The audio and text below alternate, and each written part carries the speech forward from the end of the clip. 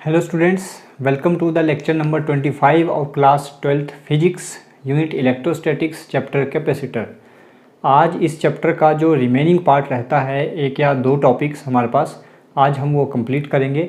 फिर कोशिश करेंगे नेक्स्ट लेक्चर में या तो हम थोड़ा छोटा सा एक न्यूमेरिकल सेशन रख लेंगे, कैपेसिटर से रिलेटेड जितने भी न्यूमेरिकल बनते हैं वो हम ले लेंगे, या फिर देखेंगे कि अगर वो पॉसिबल नहीं है तो हम नेक्स्ट यूनिट के साथ नेक्स्ट लेक्चर स्टार्ट करेंगे।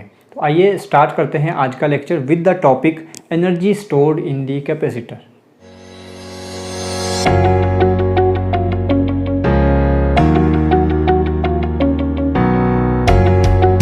क्या होगा अगर हम एक कैपेसिटर के अक्रॉस बैटरी कनेक्ट कर दें।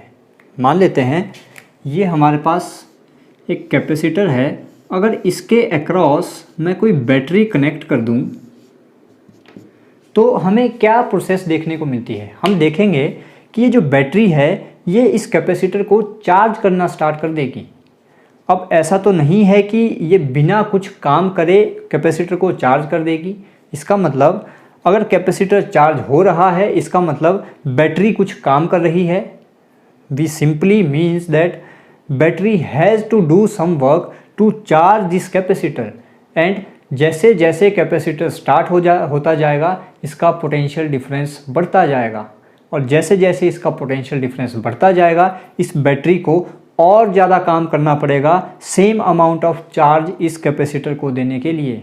हमने क्या बातें बोली, अगर हम एक कैपेसिटर के अक्रॉस एक बैटरी कनेक्ट कर दें, that battery will start charging the capacitor at the cost of doing some work. इस कैपेसिटर को चार्ज करने के लिए इस बैटरी को कुछ काम करना पड़ेगा। मान लेते हैं ये बैटरी इस कैपेसिटर को क्यू चार्ज देके चार्ज करती रहेगी। तो जैसे जैसे इस कैपेसिटर में चार्ज स्टोर होता जाएगा, हमें पता है कैपेसिटर का पोटेंशियल डिफरेंस इंक्रीज़ होता जाएगा, और जैसे जैसे पोटेंशियल डिफरेंस बढ़ा वैसे ही इस बैटरी को और ज़्यादा काम करना पड़ेगा सेम अमाउंट ऑफ चार्ज इस कैपेसिटर को देने के लिए। और ये जो चार्ज इस कैपेसिटर में स्टोर होगा ये किस फॉर्म में स्टोर होगा, हमें पता है work is a form of energy and energy can neither be created nor be destroyed. तो जो एनर्जी यानी जो वर्क डन इस बैटरी ने किया, यानी जो एनर्जी इस बैटरी ने सप्लाई की, वो एनर्जी इस कैपेसिटर में इलेक्ट्रिकल एनर्जी की फॉर्म में स्टोर हो जाती है। तो जो चीज़ें हमने बोली प्लीज़ नोट डाउन करें। If a battery is connected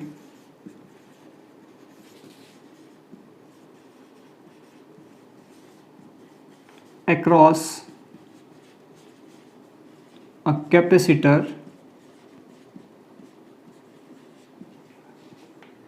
it starts charging the capacitor। किस कॉस्ट पर? At the cost of doing some work. कुछ काम करना पड़ेगा इस बैटरी को, at the cost of doing some work. And as capacitor charges, जैसे जैसे कैपेसिटर चार्ज होता रहेगा its potential difference increases।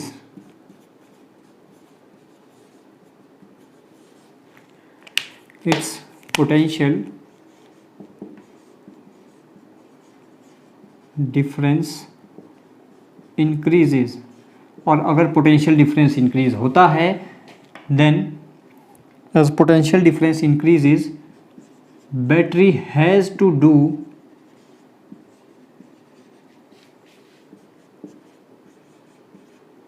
more work to supply same amount of charge जितना वो पहले भेज रही थी, same amount of charge। तो ये जो हमने वर्क इस बैटरी को जो वर्क डन करना पड़ा वो कैपेसिटर में किस फॉर्म में जाके स्टोर होगा, and the work done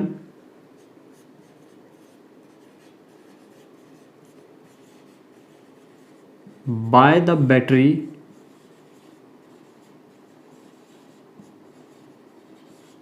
is stored in the form of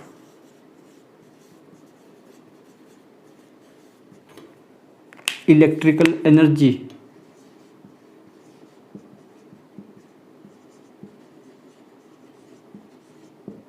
in the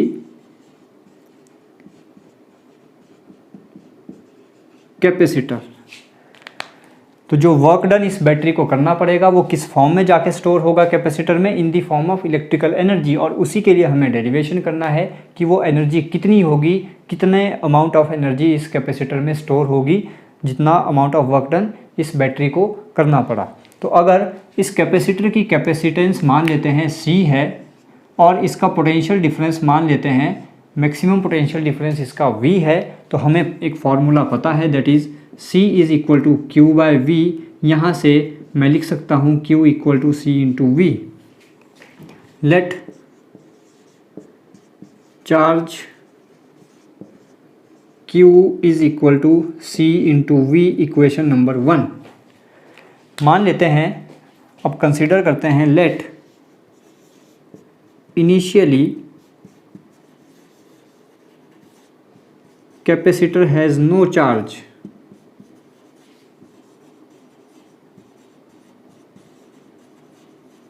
जब बैटरी कनेक्ट नहीं थी तो मान लेते हैं कैपेसिटर के पास कोई चार्ज नहीं था। जैसे ही बैटरी कनेक्ट की, बैटरी कुछ इसको चार्ज देना स्टार्ट करेगी। As battery is connected,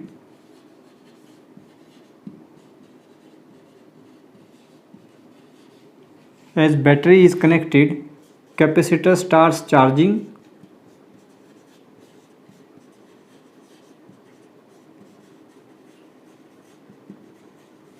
and let its, और पोटेंशियल भी बढ़ेगा। मान लेते हैं let it's potential rises to V। मान लेते हैं इसका पोटेंशियल हो गया कितना, दैट इज V। जैसे ही इसका पोटेंशियल V होगा, V हमने बोला है इसका मैक्सिमम पोटेंशियल, जैसे ही ये अपने मैक्सिमम पोटेंशियल तक पहुंच जाएगा, इसका मतलब क्या है, ये और चार्ज स्टोर नहीं कर सकता। उस टाइम पे बैटरी इसको बिल्कुल मिनिमम अमाउंट ऑफ चार्ज देगी, that is infinitesimally small charge इसको प्रोवाइड करती रहेगी। फिर भी let at that instant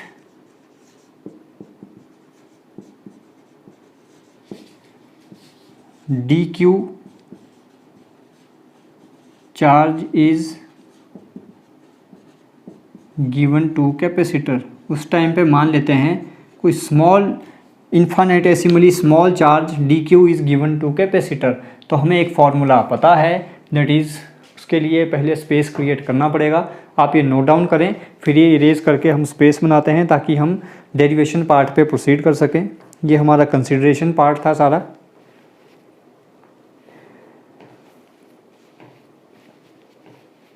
I hope आपने नोट डाउन कर लिया होगा।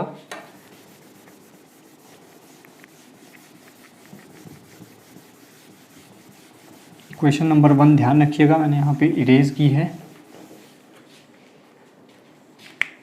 देन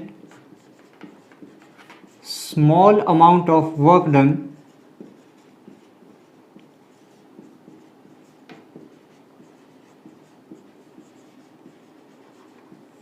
किसके लिए, in providing dq amount of charge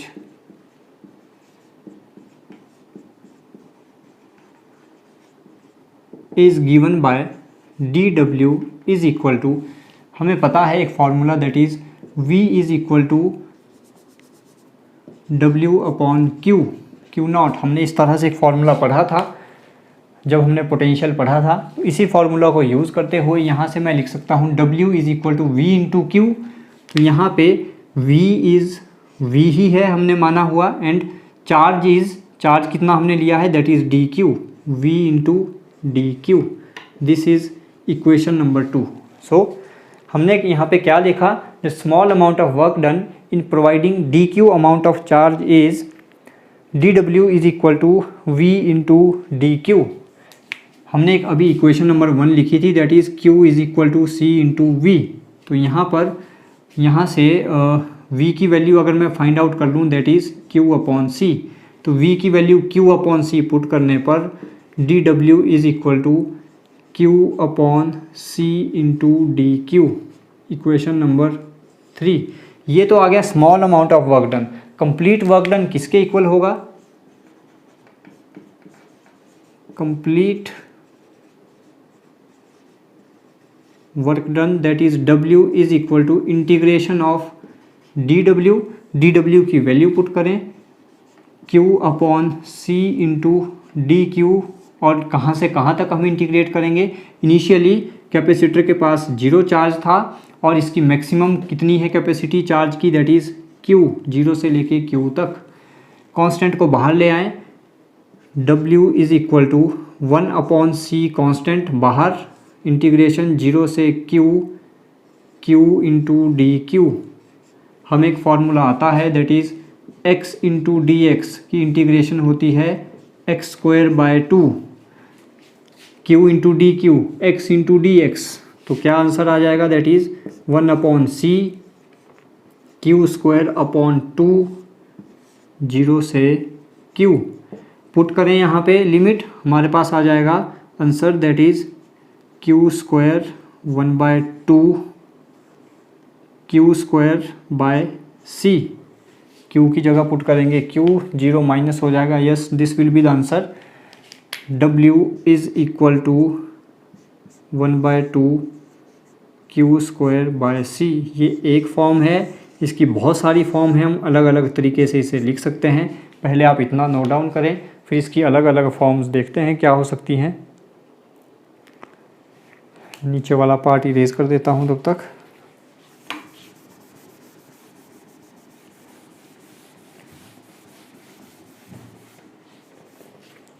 from this equation we know Q is equal to C into V। तो Q की जगह अगर मैं C इंटू V पुट करूँ तो we will get W is equal to half CV का whole square divide by C। थोड़ा सा और सॉल्व करें, it will become half C square V square upon C। एक C से C कैंसिल, तो W is equal to half CV square. This is another form of work done and we know this work done is stored in the form of electrical energy. तो हम लिख सकते हैं that this work done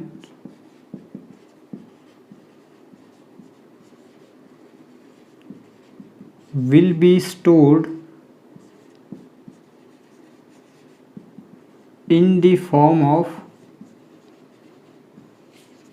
electrical energy।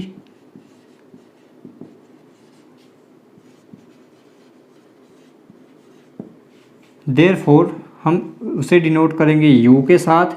U किसके equal होगा? अलग अलग forms जो हमने देखी, that is half Q square by C और half CV square. So this is the expression और derivation for energy stored in the capacitor. Please note down, please pause the video to note it down. Next topic हमारे पास आता है that is Van de Graaff generator. Van de Graaff generator एक हमारे पास ऐसा device है which is use to produce very high potential difference, very high potential difference. अब क्वेश्चन आता है इतना ज़्यादा पोटेंशियल डिफरेंस हमें कहाँ पर चाहिए होता है, हमें इतने ज़्यादा पोटेंशियल डिफरेंस की ज़रूरत क्यों है? पोटेंशियल डिफरेंस का मतलब है दैट इज़ हमने अभी फार्मूला देखा, that is U is equal to half CV square.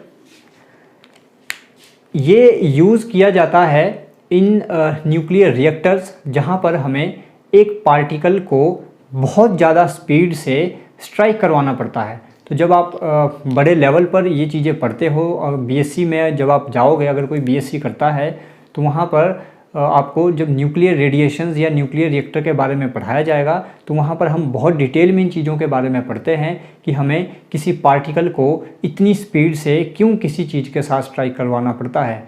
तो किसी पार्टिकल को बहुत ज़्यादा स्पीड प्रोवाइड करने के लिए हमें चाहिए होता है वेरी हाई पोटेंशियल डिफरेंस। तो इतना ज़्यादा पोटेंशियल डिफरेंस क्रिएट करता है when de Graaff generator.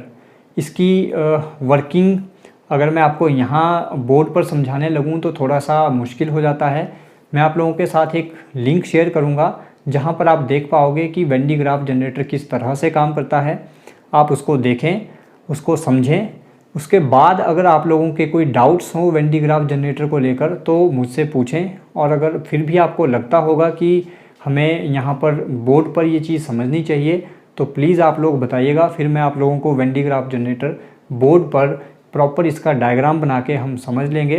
Otherwise मुझे नहीं लगता इसकी आप लोगों को ज़रूरत पड़ेगी। एक लिंक शेयर कर दूँगा, वहाँ से आप लोग समझ लें, अपने नोट्स प्रॉपर कॉपी पर बना लें, बुक से नोट्स बनाएं प्रॉपर पढ़ के देख के, और जो लिंक आपको शेयर करूँगा उस लिंक को आप ज़रूर देखें। तो उसके बाद मैं यहाँ पे एक तो न्यूमेरिकल ले लेते हैं। एक हमारे पास कैपेसिटर से रिलेटेड कुछ न्यूमेरिकल्स आते हैं, हमारे पास थोड़ा सा टाइम है अभी। तो क्वेश्चन कुछ इस तरह से है, एक कैपेसिटर कुछ इस तरह कनेक्टेड है, दूसरा इसके साथ सीरीज़ में कनेक्टेड है, and third capacitor is connected like this.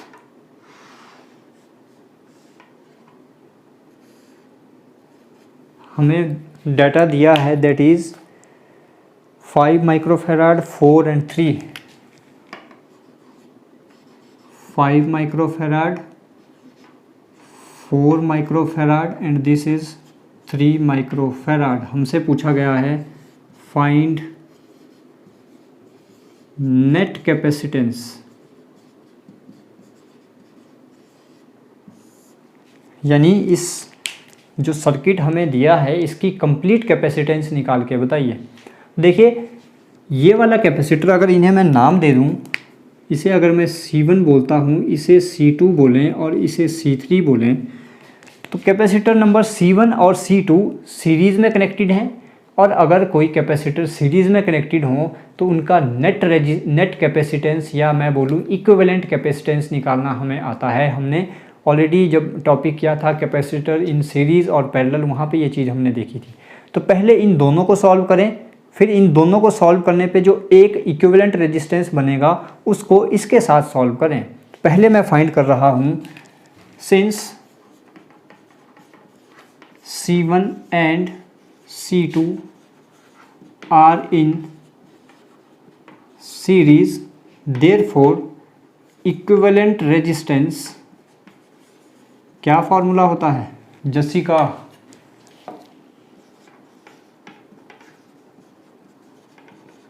वर्षा, कोई तो बताएं। इक्विवेलेंट रेजिस्टेंस कितना होता है जब कोई दो कैपेसिटर सीरीज में कनेक्टेड होते हैं?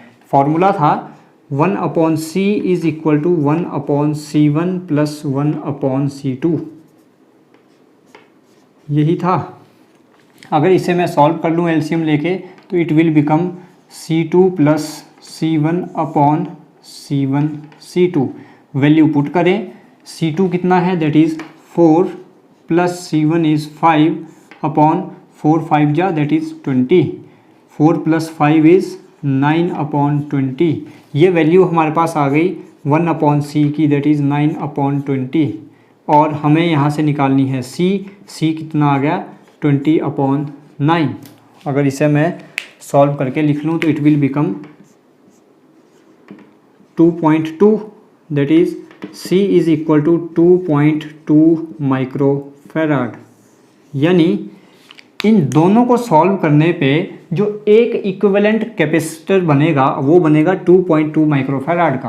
तो नेक्स्ट डायग्राम हमारा क्या होगा, साथ में डायग्राम भी चेंज करना होता है। डायग्राम कुछ ऐसा बन जाएगा। इन दोनों को सॉल्व करने पे हमारे पास बन गया एक कैपेसिटर, एक लगा है इसके पैरेलल में, इसको मैं बोल दूं C' लिखते हैं, इसे ज़्यादा अच्छा रहेगा, C'। ये था हमारे पास C3 और ये कुछ इस तरह से था। अब हमें साफ दिख रहा है कि C' और C3 कैसे कनेक्टेड हैं पैरेलल में। तो आप लिखें since C' and C3 are connected in parallel, therefore their equivalent resistance, sorry resistance बार बार वर्ड यूज़ हो रहा है, देयरफॉर देयर इक्विवेलेंट कैपेसिटेंस, यहाँ भी मैंने देखिए रेजिस्टेंस लिख दिया, सॉरी ये कैपेसिटेंस होगा बच्चों, ध्यान दीजिएगा, आदत नहीं है ना कैपेसिटर को ज़्यादा यूज़ करने की, कि रेजिस्टेंस हम बहुत पढ़ते हैं तो बार बार यही वर्ड मुंह से निकल रहा है। इक्विवेलेंट कैपेसिटेंस कितनी होगी, जब कोई दो कैपेसिटर पैरेलल में हो तो हमें पता है इक्विवेलेंट रेजिस्टेंस कितना होता है, that is C dash plus C three, दोनों को हम प्लस कर देते हैं, सी डैश की value is 2.2 plus C three की वैल्यू है दैट इज़ 3, तो इट विल बिकम 5.2 माइक्रोफैराड। और यहाँ से डायग्राम क्या बन जाएगा, इन दोनों को सॉल्व करने पे हमें मिलेगा एक कैपेसिटर जिसकी वैल्यू होगी C is equal to 5.2 microfarad. Answer, अगर आप एग्ज़ाम में सॉल्व करने के साथ साथ ये डायग्राम भी साथ में बनाते हो तो एग्ज़ामिनर के ऊपर बहुत अच्छा इंप्रेशन पड़ेगा, उसे बिल्कुल क्लियर पता चलेगा कि बच्चे को इन चीज़ों की बहुत डीप नॉलेज है, कैसे सीरीज़ होता है, कैसे पैरेलल होता है, कैसे हमने इक्विवेलेंट रेजिस्टेंस बनाया, तो इन डायग्राम बनाने से ये सारी चीज़ें क्लियर हो जाती हैं। तो वो आपके कैलकुलेशन पार्ट पे कम जाएगा, अगर कहीं पे कोई गलती हो भी जाती है तो वो माफ़ हो जाती है, क्योंकि आप लोगों को बेसिक पता है, calculation is another part. Please note down करें।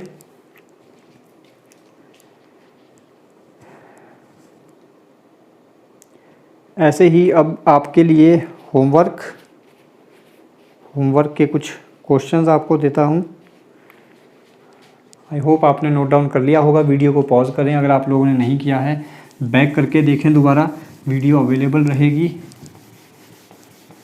टाइम को यूटिलाइज़ करना भी थोड़ा ज़रूरी है, अदरवाइज़ लेक्चर बहुत लंबा चल जाता है और फिर बाद में अपलोडिंग में मुझे दिक्कत आती है। मेरा डाटा 2 GB का, दो तो क्या ज़्यादा यूज़ हो जाता है, डेली कम से कम 4-5 GB डाटा लग जाता है मेरा। कोई अच्छा सा डाटा कनेक्शन लेना पड़ेगा, 2 GB से तो बात नहीं बन रही। क्वेश्चन कुछ इस तरह से है।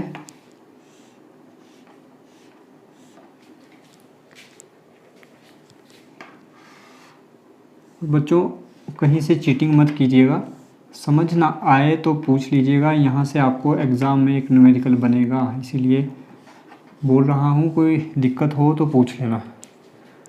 12 6 6 12, this is 12 microfarad, this is 6 microfarad, this is 6 microfarad, this is 12 microfarad. Find net capacitance. Net capacitance find करें। और आपके लिए कोई बढ़िया सा क्वेश्चन तो बहुत सारे हैं, फिर आप कंफ्यूज हो जाओगे अगर मैंने कुछ हटके दे दिया तो। हटके देना भी ज़रूरी है वैसे तो, क्यों?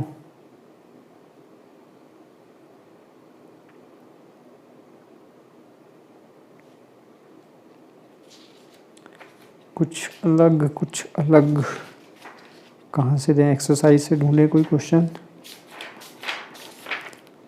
प्लीज़ इसको नोट डाउन करें, तब तक मैं क्वेश्चन ढूंढता हूँ आप लोगों के लिए।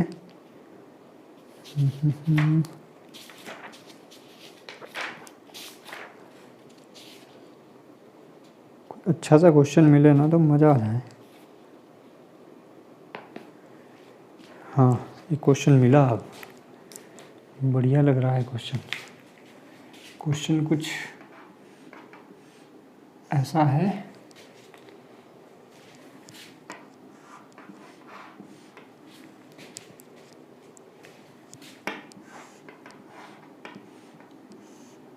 आसान है ना, सब सीरीज़ में है ना? क्यों वर्षा जी, सब सीरीज़ में है, बहुत आसान है। चले इसे थोड़ा सा मुश्किल बनाते हैं। This is x, this is like this and this is like this. अब थोड़ा अच्छा लग रहा है देखने में भी। This is y the values are given as this is point A, this is point B. We have asked for calculate the equivalent capacitance between point X and Y. 5, 10, 15, 30.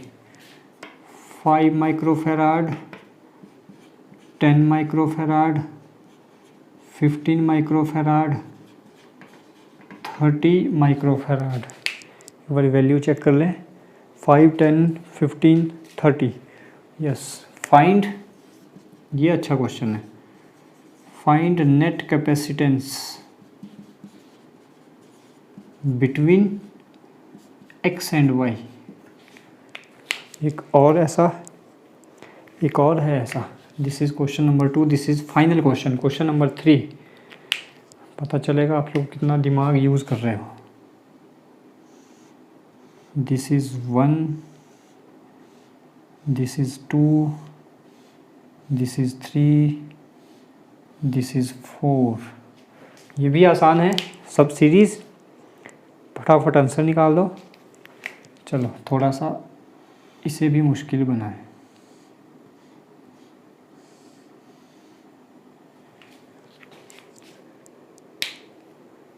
Five 5, 10. This is 5 microfarad. This is 5 microfarad, and this is 10 microfarad, and this is like this. This is 5.